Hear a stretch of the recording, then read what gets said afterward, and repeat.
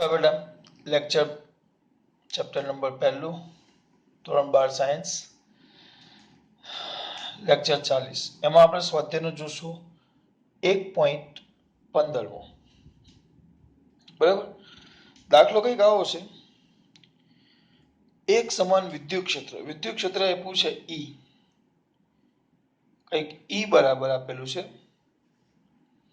3 ગુણ્યા 10⁻³ વિદ્યુત ક્ષેત્ર ખબર પડી જોઈએ ઈ કહેવાય 3 ગુણ્યા 10⁻³ ન્યૂટન પર કુલમ ઈ આનો વિચાર કરો હવે આમાં બે ભાગ છે એ અને બી તો એમાં YZ સમતલને સમાંતરે જેનું સમતલ હોય તેવા 10 સેમીની બાજુવાળા ચોરસમાંથી આ ક્ષેત્રનું ફ્લક્સ કેટલું હશે અને વિદ્યુત ક્ષેત્ર નો વિચાર કરો એટલે વિદ્યુત ક્ષેત્ર ની દિશા નથી આપી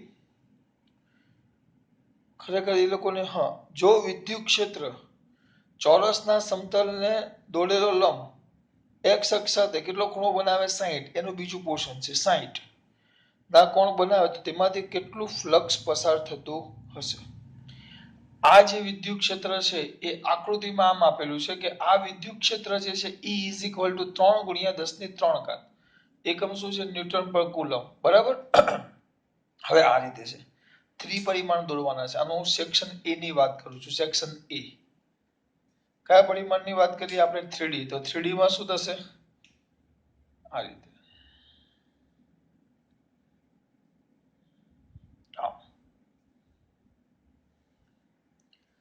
આ આપણું x આ y અને આ z અક્ષ ક્રમ આમ આપવાનો xyz આ xyz ત્રણેય આમ છે ઈ આપેલું છે ઈ ક્યાં આપ્યું પહેલા કેવું પહેલા તમને કીધું છે જો ચોરસ સમતલ YZ ને સમાંતરે જેટલું સમતલ જેનું સમતલ હોય તેવા 10 સેમીની બાજુવાળા ચોરસમાંથી YZ એટલે આમ થાય આમ હવે તમને આમને ટૂંકમાં સમજાવવું હોય તો જો 3D માં સમજવાનો પ્રયત્ન કરો તો x આ y અને આ z ત્રણેય આમ છે હવે ચોરસનું સમતલ આમ YZ માં છે એટલે અહીંયા છે આ રીતે આમ જો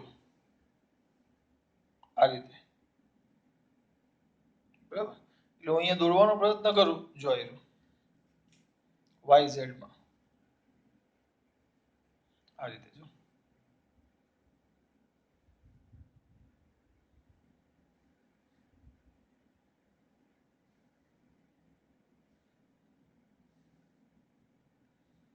બરાબર એટલે એનો ક્ષેત્રફળ સદિશ આમ આવે x અક્ષની દિશામાં કારણ કે મેં તમને કીધેલું પૃષ્ઠ તમે આમ આ તો આમ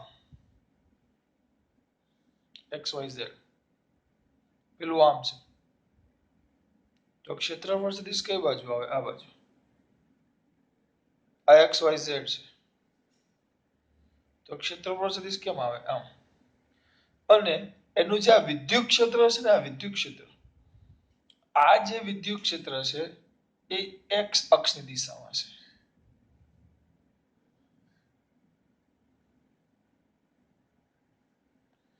એટલે આ તમારો ક્ષેત્રફળ સદિશ A અને વિદ્યુત ક્ષેત્ર E આ બાજુ છે બંને x અક્ષ દિશામાં છે હવે તમારે ક્ષેત્રફળ સદિશ આવે તેનું મૂલ્ય શોધવું પડે A કેટલું થાય A તો બુદ્ધિ ચલાવો A આ જે ચોરસ છે ચોરસ શું છે બેટા ચોરસ ધ્યાન આપજો ચોરસની વાત કરીએ તો આ જે ચોરસ છે તો ચોરસની લંબાઈ આપેલી છે લંબાઈ તો લંબાઈ L બરાબર કઈ કેટલી છે 10 સેમી 10 સેમી તો નાના છોકરાને ખબર પડે તો ક્ષેત્રફળ A બરાબર L² એટલે બેટા 10 સેમી નો વર્ગ 10 સેમી નો સ્ક્વેર એટલે 100 સેમી સ્ક્વેર પણ આપણે કારણ કે અહીંયા ન્યૂટન પર કુલમ છે એટલે આ કયો એકમ આવી ગયો SI તો આ પણ SI તો એમ કે જે કેવી તમે SI જ કયો આપણે SI તો આ SI થયો પણ આ સેમી છે ને મીટરમાં ફેરવવું પડશે તો અમારા દીકરાઓને યાદ જ છે 100 ગુણ્યા સેમી ને મીટરમાં ફેરવો તો 10 ની -4.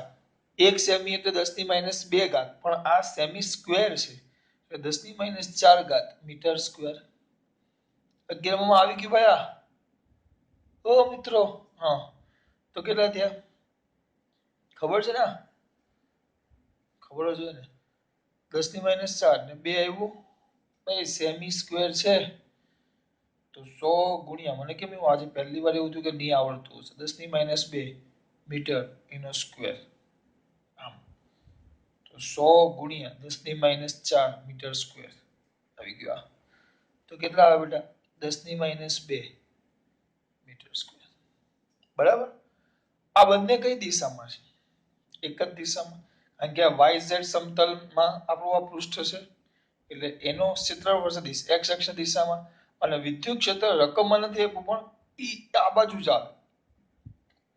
તો કઈ બાજુ આવશે? એ પણ x અક્ષની દિશામાં. તો બંને વચ્ચે ખૂણો થીટો કેટલો થાય? સોરી, હા થીટા સમાંતર થયું. થીટા કેટલો થઈ જશે? 0.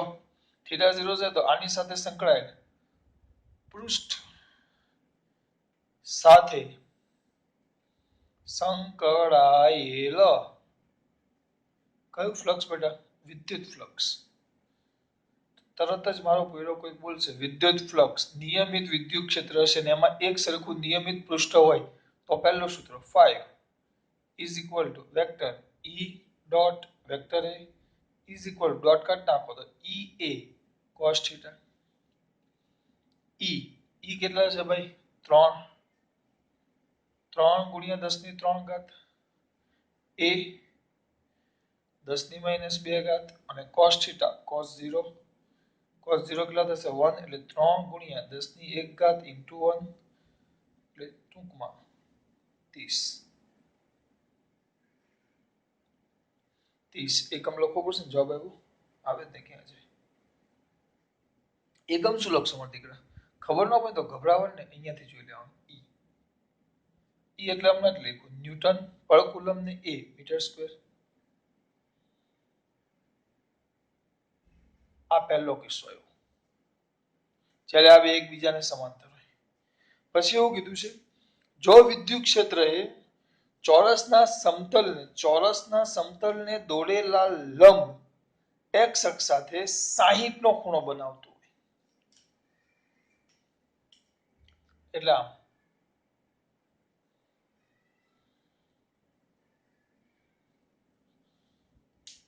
બી સેક્શન ની વાત કરીએ છીએ આપણે. કયા સેક્શન ની વાત કરું છું? બી.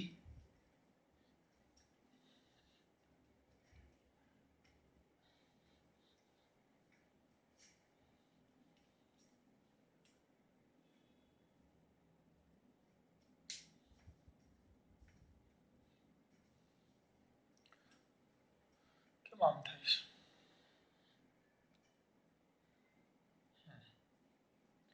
કોના? ચોરસના, આ ચોરસ એના સમતલને લંબ, આ ચોરસનું સમતલ હોય એને લંબ, એટલે આ ચોરસના આ ચોરસ એના સમતલ એટલે આ સમતલને લંબ. આ તો એનો ક્ષેત્રફળ સદિશ કયો થઈ ગયો? એ જ થઈ ગયો.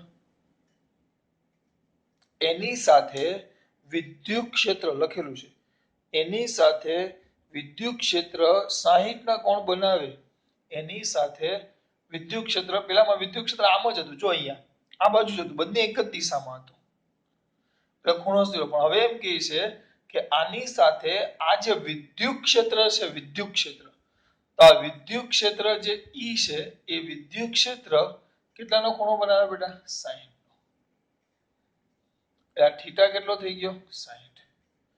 એની સાથે વિદ્યુત ક્ષેત્ર જો 60 નો ખૂણો બનાવે, કેટલાનો? 60 નો. તેની સાથે સંકળાયેલું શું શોધવાનું કીધું છે? ફ્લક્સ. ફ્લક્સ સૂત્ર શું આવશે બેટા? 5 ઇઝ ઇક્વલ ટુ શું આવશે બેટા? EA.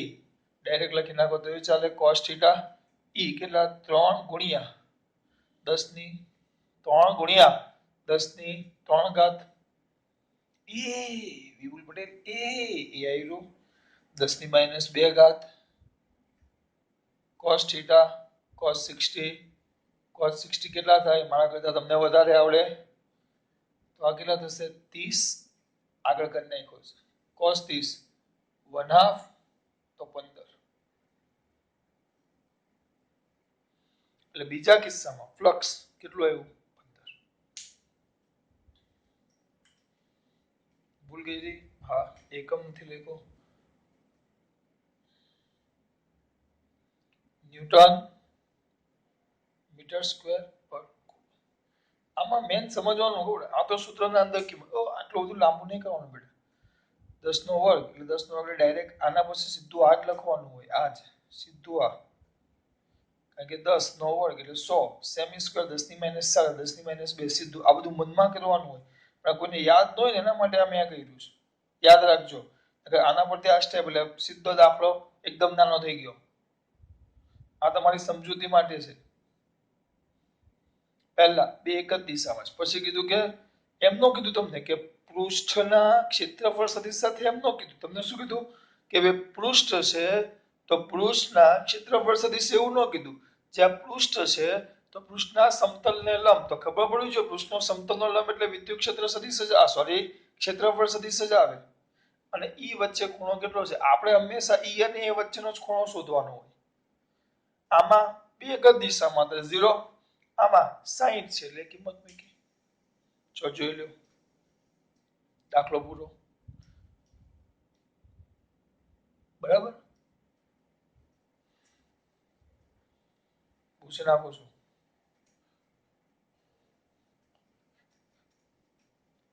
એક 1.15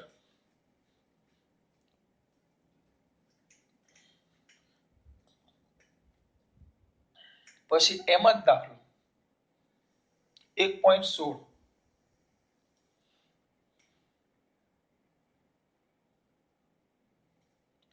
1.15 પછી એનો જ દાખલો હતો બેટા 1.16 12 સેમીની બાજુવાળા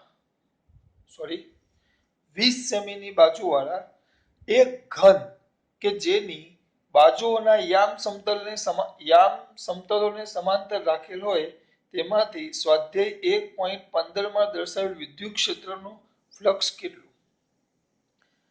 બરાબર, એક સવાલ આપણે એક માર્ક્સના સવાલ જેવું છે. આ મોટો દાખલો નથી, આ બહુ અગત્યનું છે, ધ્યાન રાખજો. હવે આ આપણું પૃષ્ઠ છે. હવે આમાં એક સમઘન શબ્દ વાપરો છો. સમઘન ઘન 20 સેમી. આ ઘન છે, આ ઘન છે,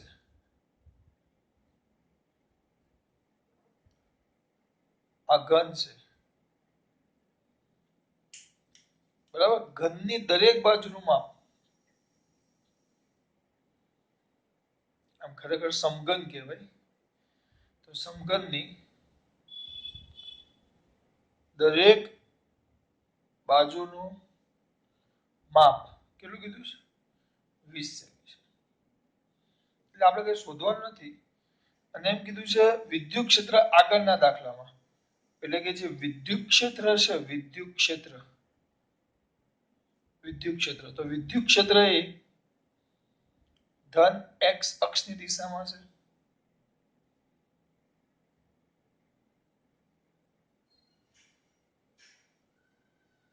વિદ્યુત ક્ષેત્ર ક્યાં છે બેટા? ધન એક્સ અક્ષ. સમઘનની દરેક બાજુનું માપ કેટલું છે? 20 સેમી. અને વિદ્યુત ક્ષેત્ર ધન ક્યાં છે? એક્સ અક્ષની દિશામાં. તો ધન એક્સ અક્ષ એટલે તો આ સમઘન સાથે સંકળાયેલું ફ્લક્સ.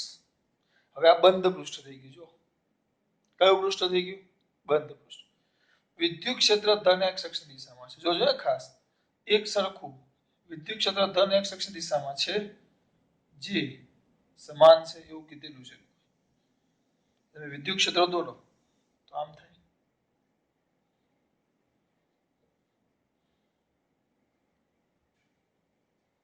એટલે કે જેટલી ક્ષેત્ર રેખાઓ પૃષ્ઠમાં દાખલ થઈ એટલી ક્ષેત્ર રેખાઓ પૃષ્ઠની ક્યાં આવી? બહાર. ટૂંકમાં જેટલી ક્ષેત્ર રેખાઓ પૃષ્ઠમાંથી, પૃષ્ઠ શબ્દ ખોટો કહેવાશે બેટા, પૃષ્ઠ નહીં સમઘનમાંથી, કારણ કે બંધ પૃષ્ઠ છે. સમઘનમાં શું થાય બેટા? દાખલ થાય. જો મેં ફ્લક્સની બીજી પણ વ્યાખ્યા લખેલી. ફ્લક્સ એટલે આપેલા પૃષ્ઠમાંથી પસાર થતી વિદ્યુત ક્ષેત્ર રેખાઓની સંખ્યા. તો 4 દાખલ થઈ તો 4 બહાર આવી, તો પરિણામી કેટલી થાય? 0. તો જેટલી ક્ષેત્ર રેખાઓ સમઘનમાં દાખલ થાય છે તેટલી જ ક્ષેત્ર રેખાઓ સમઘનમાંથી બહાર આવે છે.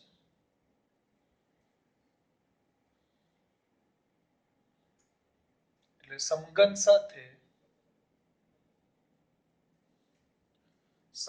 સાથે સંકળાયેલ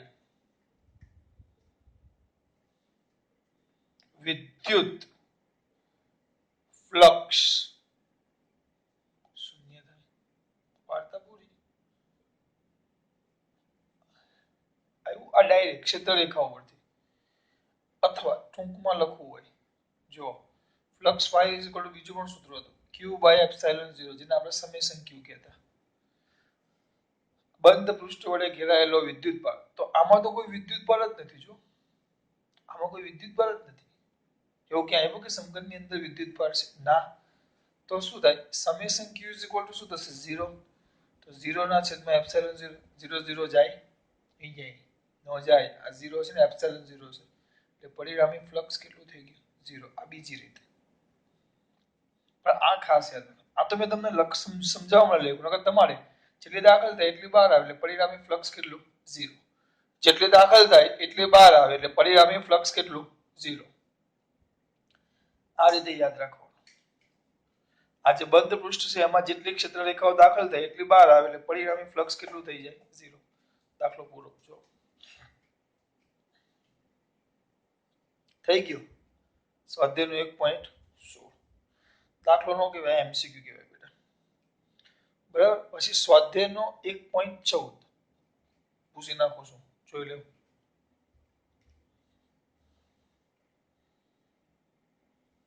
લખી નાખો.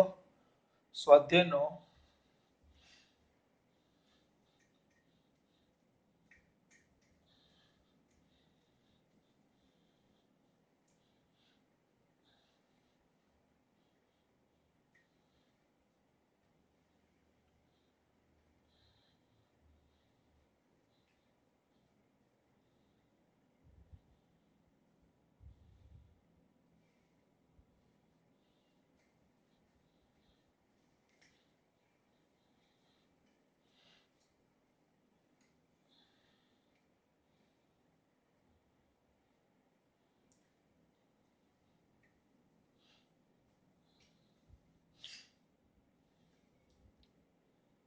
આકૃતિ આપી છે.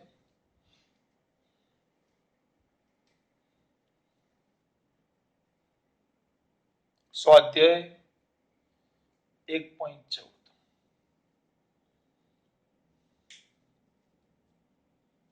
પ્લેટો છે. આમ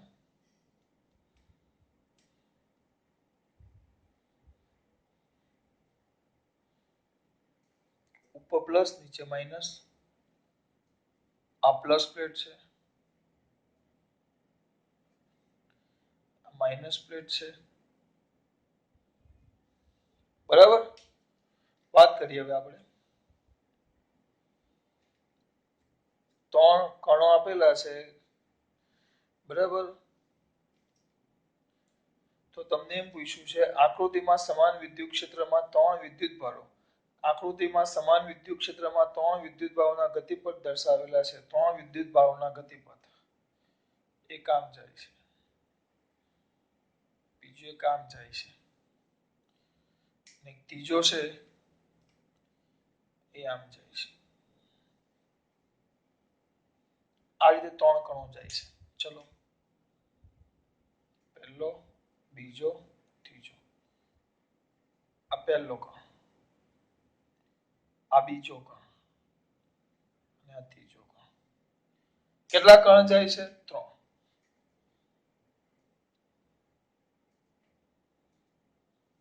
આ 3 કણો છે. આ પહેલો, બીજો, ત્રીજો સમાન વિદ્યુત ક્ષેત્ર છે. બરાબર. હવે તમને એમ પૂછ્યું છે તો કયા કણ માટે વિદ્યુતભાર અને દળનો ગુણોત્તર મહત્તમ થશે? કયા કણ માટે વિદ્યુતભાર અને દળનો ગુણોત્તર મહત્તમ થશે? અને એવું પણ પૂછ્યું છે કે આ જે ત્રણ કણ છે એના વિદ્યુતભાર જણાવો. પહેલા એમ કીધું કે આ ત્રણ જે કણ છે પહેલો, બીજો, ત્રીજો, તમને અહીંયા એના ચાર્જ નથી લખ્યા કે પહેલો કણ કયો વિદ્યુતભારિત છે એ નથી કીધું. બીજા કણનો વીજભાર શું છે એ નથી કીધું. ત્રીજા કણનો વીજભાર શું છે એ નથી કીધું. તમને પૂછ્યું છે કે આ ત્રણ કણોના વીજભાર જણાવો. પહેલા એવું. હવે ત્રણ કણો તમે આમ જોતા હશો તો પહેલા સીધા જતા હતા, પછી જેવા પ્લેટમાં દાખલ થયા ધીમે ધીમે આમ વિચલન થવા લાગ્યા. આ બે કણો ઉપર ગયા અને આ ત્રીજો કણ નીચે ગયો. તો ફર્સ્ટ એન્ડ સેકન્ડ કણ આમ ઉપર ગયા અને આ ત્રીજો કણ નીચે ગયો. તો ત્રીજો કણ નીચે ગયો. પહેલા ચલો પહેલા કણની વાત કરી. એક મિનિટ આપો, તમે જાતે વિચારો. કણના વિચલન પરથી કણ કઈ પ્લેટ તરફ ખસે છે એના પરથી જાતે વિચારો. આ બી એક મિનિટ. ત્રણ કણો શાંતિથી જુઓ. આ બે કણો છે એ કઈ પ્લેટ તરફ ખસ્યા અને આ કણ કઈ પ્લેટ તરફ ખસ્યો એના પરથી તમને અંદાજો આવી જશે કે ત્રણ કણોના વીજભાર કયા, એટલે કે એનો વીજભાર કયો, વિદ્યુતભાર. મારે કહેવાની કઈ જરૂર જ નથી. જો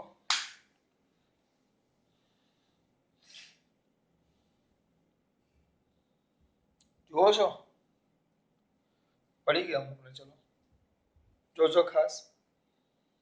આ પહેલો અને બીજો કણ આ બે આમ ખઈશે. આમ એટલે કઈ પ્લેટ પર? ધન પ્લેટ તરફ. તો બે કણો એવા છે જે ધન તરફ ખસે. તો ધન કોને આગળ છે? ઋણને. તો લખાશે કણ 1 અને કણ 2 એ કઈ પ્લેટ તરફ? ધન પ્લેટ તરફ. ધન પ્લેટ તરફ શું થાય છે બેટા? ખસે છે.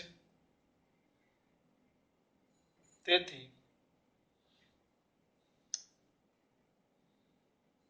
તેમનો કયો ભાર? વિદ્યુત ભાર. કણ 1 અને કણ 2 એ ધન પ્લેટ તરફ ખસે છે, તેથી તેમનો વિદ્યુત ભાર. કણ 1 અને કણ 2 કયા પ્લેટ તરફ? ધન પ્લેટ તરફ ખસે છે, તેથી તેમનો વિદ્યુત ભાર. આ બે ધન પ્લેટ તરફ ખસે છે. ધન પ્લેટ તરફ ખસે છે. ધન તરફ કોણ ખસે? ઋણ. વિદ્યુત ભાર ઋણ છે. જ્યારે કણ ત્રીજો કઈ પ્લેટ તરફ ખસે? કણ 3 એ ઋણ પ્લેટ તરફ ખસે છે, તેથી તેમનો વિદ્યુત ભાર ધન છે. ચલો પહેલા વીજભારનો આપણે જવાબ આપી દીધો. આ જવાબ તમારો વિદ્યુત ભારનો હતો. This is answer giving for the પહેલો પ્રશ્ન. પહેલો પ્રશ્ન હતો કે ભાઈ એમના વિદ્યુત ભાર શું હશે? તો મેં વિદ્યુત ભારનો જવાબ આપ્યો. વોટ ઇઝ ધ વિદ્યુત ભાર? હવે આપ્યો છે E/m ગુણોત્તર. E/m ગુણોત્તર વિશે માહિતી આપો એવું કીધું છે. E/m ગુણોત્તર કોનો મોટો હશે? ચલો કયો ગુણોત્તર બેટા? E/m ગુણોત્તર કોનો મોટો હશે એવું કીધું છે. તમારે વિચારવાનું છે. કોની વાત કરી છે? E/m ગુણોત્તર. ઝડપથી કેવો મને E/m ગુણોત્તર. અને ધ્યાનથી જુઓ. તો E/m ગુણોત્તર જો તમને મને કહેતા હોય તો કરશું શું આપણે? કઈ નહીં. પહેલા E અને M. E એટલે વીજભાર અને M એટલે એનું દળ. E એટલે વિદ્યુતભાર, M એટલે એનું દળ, E એટલે વિદ્યુતભાર, M એટલે એનું દળ. તો આ E અને M નો ગુણોત્તર શોધવાનું કીધું. ચલો વીજભાર વધારે હશે, વીજભાર વધારે હોય, સિમ્પલ વસ્તુ. જેમ વીજભાર વધારે એમ પ્લેટ વડે આકર્ષણ બળ કેવું થશે? ઓછું કે વધારે? વીજભાર વધારે હોય તો પ્લેટ વડે આકર્ષણ બળ કેવું થાય? દાખલા તરીકે આ ધન પ્લેટ છે, આ બે સમજાવું છું. આપણી આ ધન પ્લેટ અને આ વીજભાર છે. આ 1 માઇક્રોકુલમ છે અને આ 100 માઇક્રોકુલમ છે, પણ આ માઇનસ છે. આ -100 માઇક્રોકુલમ ને -1 માઇક્રોકુલમ, તો ઋણ વીજભાર આના કરતા 100 ગણો થઈ ગયો. તો આનું જે વિચલન થાય એના કરતા આનું 100 ગણું થાય. કેમ? કે જેમ વિદ્યુત બળ વધારે એમ આના વડે આકર્ષણ બળ કેવું લાગશે? વધારે. એટલે પહેલો મુદ્દો ક્લિયર કર્યો. જેમ E વધે, જેમ E વધે એમ આકર્ષણ બળ શું થાય? વધે. નો પડી. જેમ E વધારે, વીજભાર વધારે એમ આકર્ષણ બળ વધારે, એટલે વિચલન કેવું થશે? વધારે. અને દળની વાત કરું, દળ એ જ રીતે દળ માટે લઈએ. આ તન પ્લેટ છે. હવે અહીંયા હું 10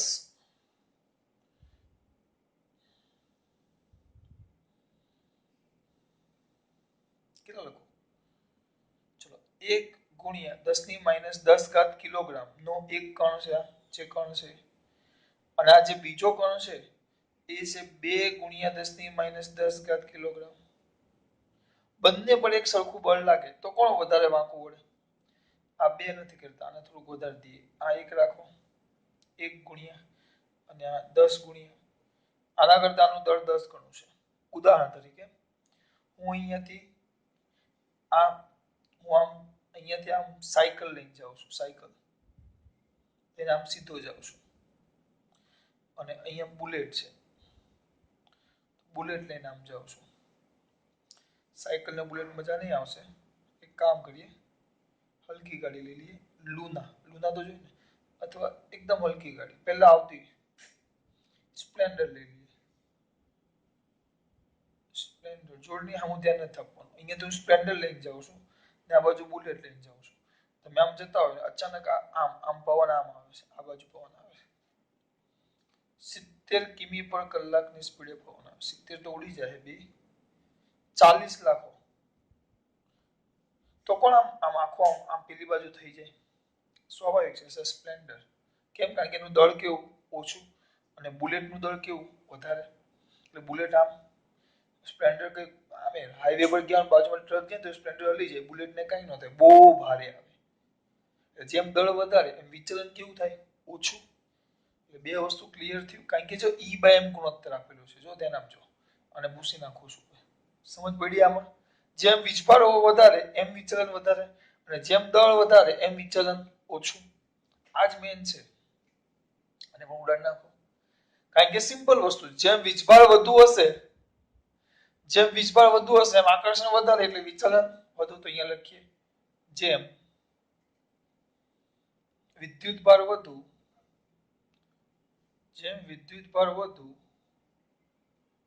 તેમ પ્લેટ વડે આકર્ષણ વધુ.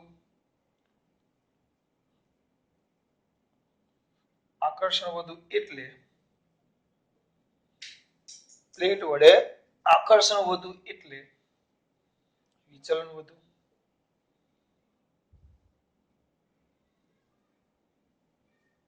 અને જેમ દળ વધુ તેમ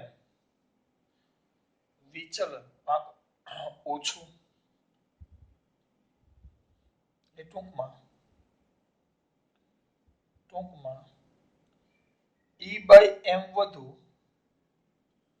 તો E/m વધુ, E મોટો અને m નાનો, E/m વધુ તો કણનું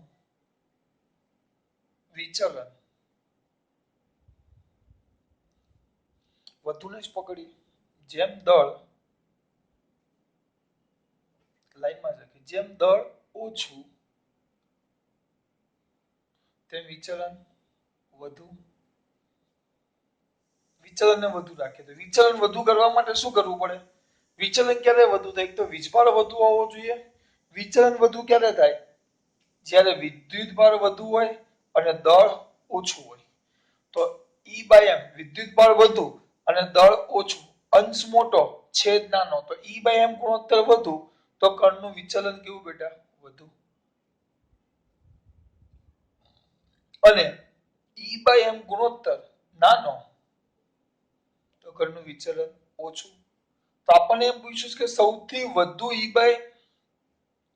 સૌથી વધુ એવું જ કીધું છે હા કોનો E/m ગુણોત્તર વિદ્યુતભાર અને દળનો ગુણોત્તર મહત્તમ હશે તો આમાં જો મેં પ્રયત્ન કર્યો છે કે વિચલન સૌથી વધુ ક્યાં છે ચોપડીમાં આકૃતિમાં એક સરખા વિચલન જેવા થઈ ગયા છે મેં આમાં મેક્સિમમ બતાવ્યું છે કારણ કે એ જો ત્રીજા કણનો મેક્સિમમ વિચલન થયું છે તેનો મતલબ એમ આવશે કણ 3 નું મહત્તમ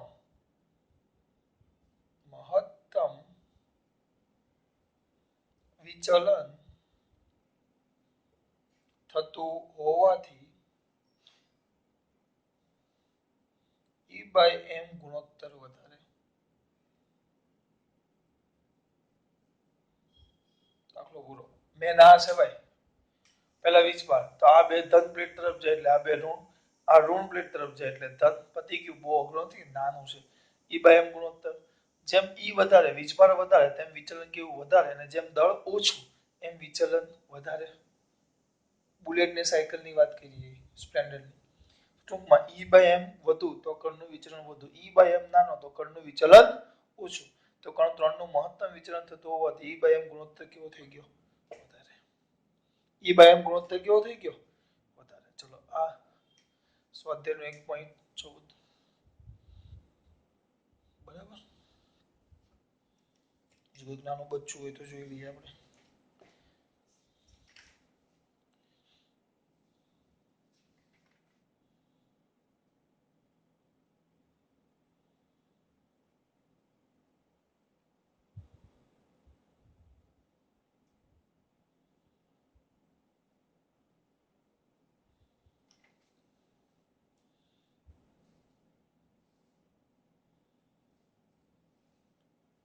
છ થઈ જશે એના પછીનો જ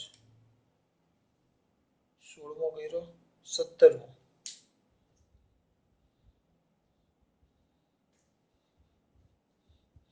સ્વાધ્યાયનો 1.17 લખી નાખ્યું ને આ વચ્ચે ટાઈમ એનો આપું છું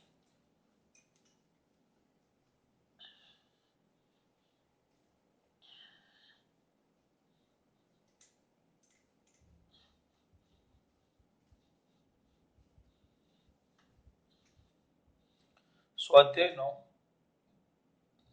1.17 દાખલો કંઈક આવો છે એક બ્લેક બોક્સની સપાટી આગળના વિદ્યુત ક્ષેત્ર કાળજીપૂર્વક માપણી દર્શાવે છે કે બોક્સની સપાટીમાંથી બહારની તરફ કુલ ફ્લક્સ આપ્યું છે બરાબર બોક્સ આપણે એક કામ કરીએ બ્લેક બોક્સ લખેલું છે એક બોક્સ બનાવી દઈએ આપણે ચલો આ બોક્સ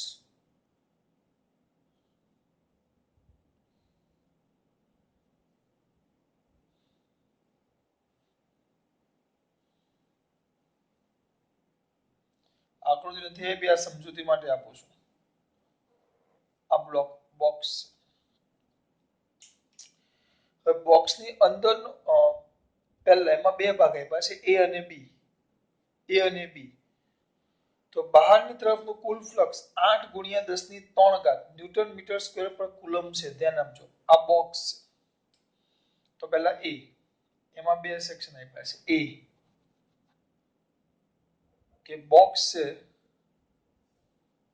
તો બોક્સની સપાટીનું ફ્લક્સ આપ્યું છે સપાટીનું ફ્લક્સ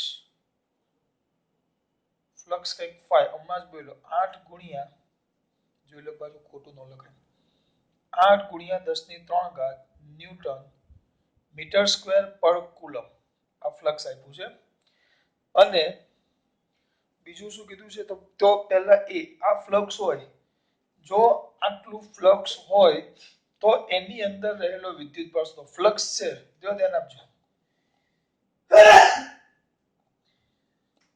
ફ્લક્સ છે જો આ ફ્લક્સ આપ્યું છે તો એની અંદર રહેલો શું શોધવાનું કીધું તમને વિદ્યુતભાર આ ફ્લક્સ આપ્યું છે ફ્લક્સ છે એટલે કઈ વિદ્યુતભાર હશે જ તો શું હોય બોલો ફ્લક્સ છે તો તમને Q શોધવાનો કીધો છે બેટા Q શોધવાનું કીધું તો આપણે ફ્લક્સનું સૂત્ર હમણાં જ ભણ્યા ચલો વિદ્યુત ફ્લક્સ નાના છોકરાને આવડે તો વિદ્યુત flux phi is equal to Q by epsilon 0. તો q ને સૂત્રનો કરતા બનાવો. q = 5 epsilon 0. બહુ સિમ્પલ, ખાલી સૂત્ર આવડવા જોઈએ. 5 એપ્સિલોન 0. ચલો દીકરા 5 કેટલા? 5 એપ્સિલોન 0. તો 5 કેટલા? 8 ગુણ્યા 10 ની 3 ઘાત. 8 ગુણ્યા 10 ની 3 ઘાત ગુણ્યા એપ્સિલોન 0 8.85 ગુણ્યા 10 ની -12 ઘાત. જો રકમના અંદર એપ્સિલોન 0 ની કિંમત આપી નથી. હા, અમુક વાર આપે છે, અમુક વાર નથી આપતા. ક્યારે આપે ક્યારે ન આપે એનું નક્કી નહીં. આપણી પાસે એપ્સિલોન 0 ની કિંમત યાદ હોવી જોઈએ. હા, કારણ કે આંકડો છે અચળાંક, જે આપણે મોઢે કરી નાખ્યો આ ચેપ્ટરમાં, શરૂઆતની થિયરીમાં, પહેલી થિયરીમાં. એટલે આવી ગયો તમારો આ. તો સર હવે કઈ નહીં, વિપુલ પટેલ તમારો આનો ગુણ્યા અને પછી ઘાત ડાયરેક્ટ લખી નાખું છું, બરાબર. તો ક્યુ કેટલો છે કીધો છે? જાતે કરી નાખજો બેટા. 0.07 માઇક્રોકુલમ. આ ક્યુ આપી દીધો. હવે એમ કીધું છે બી માં શું કીધું છે? જો બોક્સ નું કુલ ફ્લક્સ શૂન્ય હોય, બોક્સનું કુલ ફ્લક્સ શૂન્ય હોય તો એવો નિષ્કર્ષ તારવી શકાય કે બોક્સમાં કોઈ વીજભાર નથી. તમને એવું પૂછ્યું છે. જો બોક્સનું ફ્લક્સ શૂન્ય હોય, આ બોક્સ છે એનું ફ્લક્સ શૂન્ય હોય તો એવો, અહીંયા જો ધ્યાન આપજો, આપણે અહીંયા મેં લખ્યું છે આ ક્યુ, પણ મેં તમને કીધેલું છે ક્યુ નો આવે અને આપણે એક શબ્દ વાપરેલો સમેશન ક્યુ. સમેશન ક્યુ એટલે આપણે કહેતા બંધ પૃષ્ઠ વડે ઘેરાયેલો કુલ વિદ્યુતભાર. we must be using that sentence. આપણે આ સેન્ટેન્સ નો ઉપયોગ કરતા બંધ પૃષ્ઠ વડે ઘેરાયેલો કુલ વિદ્યુતભાર. અને સમેશન ક્યુ બરાબર મેં તમને પેલું અનિયમિત આકાર દોરેલો. Q1 Q3 અને Q1 Q3 Q5 અંદર હતા અને 2 અને 4 બહાર હતા. યાદ રાખવાનું છે, રમત નથી આ. બરાબર. ચલો તો આ બી આવ્યું. તો એમ કહે છે કે જો ફ્લક્સ 0 હોય, બોક્સ સાથેનું ફ્લક્સ 0 હોય, બોક્સ સાથેનું ફ્લક્સ 0 હોય, જેમ અહીંયા ફ્લક્સ આપ્યું ક્યુ શોધવાનું કીધું, તો અહીંયા એમ કહે છે કે ફ્લક્સ 0 હોય, બોક્સ સાથે સંકળાયેલું ફ્લક્સ 0 હોય તો વિદ્યુતભાર 0 જ હોય બોક્સની અંદર ને એવું પૂછ્યું છે. તો ના, અહીંયાથી નાખો. કેમ સમજાવું. હવે જો કોની સાથે બેટા? બોક્સ સાથે સંકળાયેલ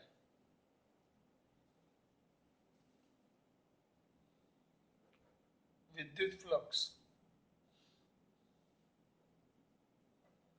કેવો હોય બેટા? શૂન્ય હોય તો. ફ્લક્સ 5 બરાબર 0. તો આપણે સૂત્ર શું લખીએ? 5 ઇઝ ઇક્વલ ટુ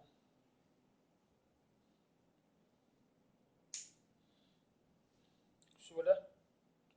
5 શૂન્ય ઉપર લખ્યું છે, એક ને એક વસ્તુ પાછળ નોટ લખો. 5 is equal to summation q by epsilon 0. તો 0 is equal to summation q by epsilon 0. તો આનો મતલબ શું થાય? summation q 0 થાય. summation q q 0 નથી બોલતો, summation q. summation q એટલે કે બંધ પૃષ્ઠ વડે ઘેરાયેલ કુલ વિદ્યુતભાર શૂન્ય થાય. આ ધ્યાન રાખજો. બંધ પૃષ્ઠ વડે ઘેરાયેલ કુલ વિદ્યુતભાર શૂન્ય થાય. આમાં કઈ ખબર પડી? કુલ વિદ્યુતભાર શું થાય બેટા? શૂન્ય. એટલે જો સમજાવો, આપણે આ પૃષ્ઠ છે, ટૂંકમાં આવે સમજાવો.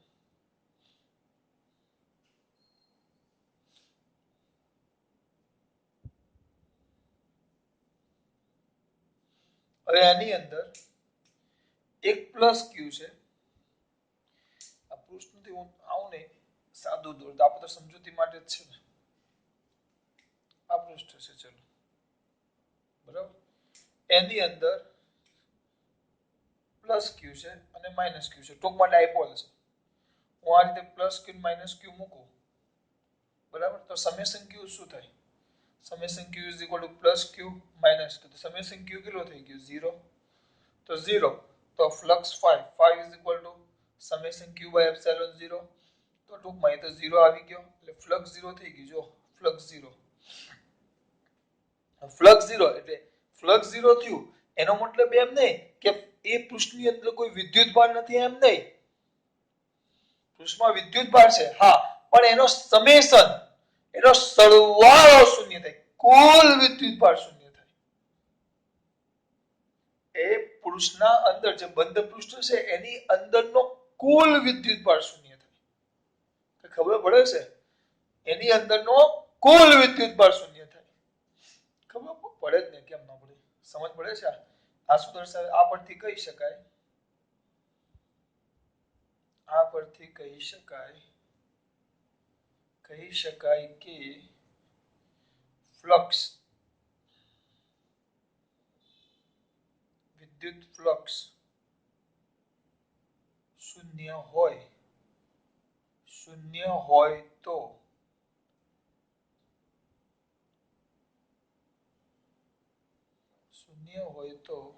બંધ પૃષ્ઠ પરનો અથવા બંધ પૃષ્ઠ વડે ઘેરાયેલ વિદ્યુતભાર શૂન્ય હોય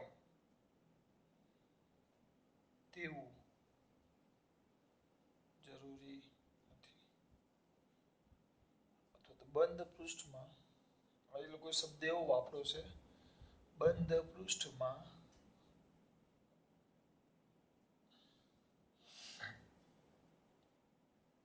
કોઈ વીજભાર નથી, કોઈ વિદ્યુતભાર ન હોય તેવું જરૂરી નથી. જો આમાં વીજભાર છે તેમ છતાં ફ્લક્સ શૂન્ય. ટૂંકમાં ફ્લક્સ એટલે બંધ પૃષ્ઠ વડે ઘેરાયેલો કુલ વિદ્યુતભાર. તો બની શકે ને કે વીજભાર હોય, એ તો એમ જ કહેવા માંગે છે. બી તો એમ કહે છે કે બોક્સ સાથે સંકળાયેલું ફ્લક્સ શૂન્ય હોય તો વીજભાર 0, એવું સીધું. પણ વીજભાર 0 નથી, આ સમેશન ક્યુ 0 છે. એટલે અમુક જાણતા flux 5 is equal to summation q by epsilon 0. 5 0 તો ક્યુ 0. હા, ક્યુ 0, પણ ખાલી ક્યુ 0 એનો મતલબ એમ નહીં કે એ પૃષ્ઠની અંદર કઈ છે જ નહીં. એ પૃષ્ઠની અંદર હોય પણ શકે, પણ જેટલા ધન એટલા ઋણ, એટલે કઈ નથી. અરે ભાઈ, કઈ ખબર પડે છે? ઉદાહરણ તરીકે એક આપું ઉદાહરણ, ચલો. આ એક બોક્સ છે. હું એમ કહું કે આ બોક્સ સ્થિર છે, એટલે એનો મતલબ એમ કે આની પર કોઈ બળ લાગતું નથી. તમે તરત કહેશો, બોલો સાચી વાત? કોઈ બળ જ નથી લાગતું. ના, એ શબ્દ ખોટો છે. એના પર કોઈ બળ નથી લાગતું એમ ન કહેવાય. બની શકે, ચલો, બળ નથી લાગતું એ બરાબર કે ભાઈ કોઈ બળ ના લાગે તો સ્થિર તો હોય જ, બરાબર. પણ એવું બને કે આ બાજુ 5 ન્યૂટન લાગે તો આ બાજુ પણ 5 ન્યૂટન લાગતું હોય, બળો લાગતા હોય, પણ બળો સમાન મળે અને પરસ્પર વિરુદ્ધ દિશામાં, એટલે પરિણામી બળ F = 0. પરિણામી બળ F 0. એમ અહીંયા પરિણામી વિદ્યુતભાર 0. એવું નહીં જેમ આના પર બળ જ નથી લાગતું એમને બળ લાગે છે પણ અસર નાબૂદ કરે છે, એટલે F = 0 થાય, એટલે સ્થિર છે. આમાં ફ્લક્સ 0 છે તો 0 હોવાનું કારણ શું? જેટલો ધન એટલો ઋણ, એટલે પરિણામી વીજભાર કેટલો? 0, એટલે ફ્લક્સ 0. એમ એવું નહીં જેમ આમાં બળ જ નથી લાગતું એમ ન કહેવાય, આમાં વિદ્યુતભાર જ નથી એમ તમે ન કહી શકો. હું કે બોલું છું કે ખબર પડે છે? તમે એમ ન કહી શકો કે આની અંદર વીજભાર જ નથી. હોઈ શકે સમાન મૂલ્યના પરસ્પર વિરુદ્ધ મૂલ્ય વિરુદ્ધ હોય, એક ધન હોય તો એક ઋણ હોય, તો 0 થઈ ગયું. અરે મિત્ર, ખબર પડે છે કે આનો મતલબ બહુ સિમ્પલ. આ તો બહુ સમજાવું છું એટલે સિમ્પલ. હા, સમેશન ક્યુ 0 છે, કુલ વીજભાર 0. એક ધન ને ઋણ હોય તો વીજભાર છે નથી એમ નહીં, પણ એનો સરવાળો 0 છે, એટલે ફ્લક્સ 0 થાય. એ લોકો એમ કહે છે કે ફ્લક્સ 0 એટલે કાંઈ વીજભાર જ નથી. એ ખોટી વાત, ખોટી વાત. ચલો, ખાસ વાત. જય શ્રી કૃષ્ણ.